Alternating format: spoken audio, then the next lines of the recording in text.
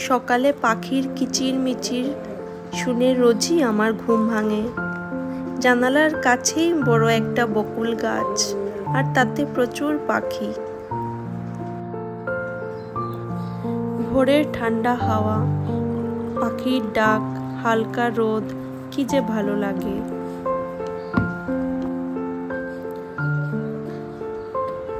সকালের আকাশটা যে কত সুন্দর তা বলে বোঝানো যায় না। সেই সব শুধু অনুভব করার জিনিস।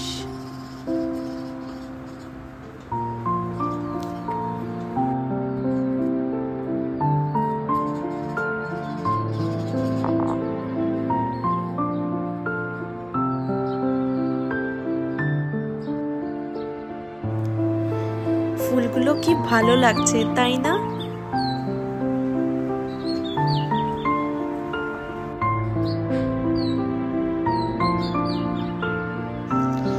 তারপর অল্প দৈনন্দিন শরীরচর্চা দিয়ে শুরু হলো আমার দিন। নিজেকে সুস্থ রাখতে হলে একটু শরীরচর্চা তো করতেই হয়।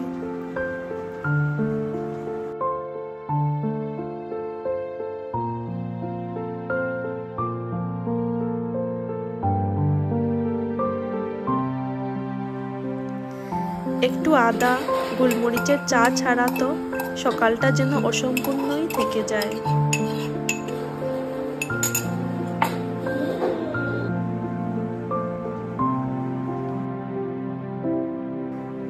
গরম চায়ে চুমুক দিতে দিতেই সকালে জলখাবারের মেনুটা ডিসাইড হয়ে গেল। আজকে হবে আলু পরোটা। আলু পরোটার জন্য কেটে রাখা পেঁয়াজ, লঙ্কা, ধনেপাতা সবই আমাদের বাগানের। আলুটাও সেদ্ধ করা হয়ে গেল। অন্যদিকে আমাদের রান্নার দিদি এসে আলু পরোটার পুরটা রেডি করে নিচ্ছেন।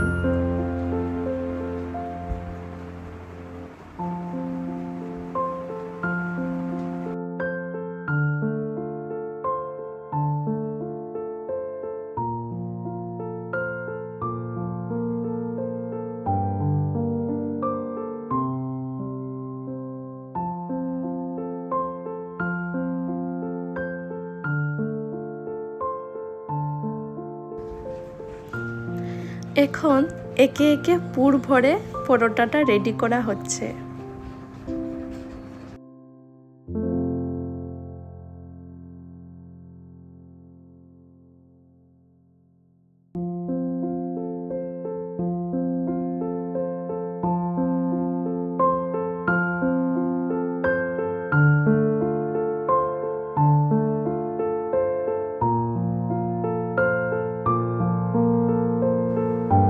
আর দেখতে দেখতেই পরোটাটা রেডি হয়ে একেবারেই প্লেটেই চলে আসলো।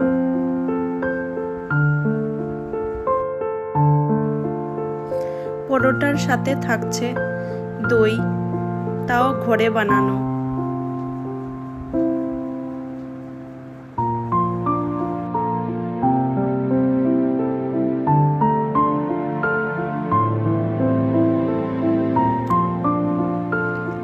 আর অন্যদিকে আমার শাশুড়ি মা ঘরে জমানো সর থেকে ঘি তৈরি করার প্রস্তুতি নিচ্ছিলেন।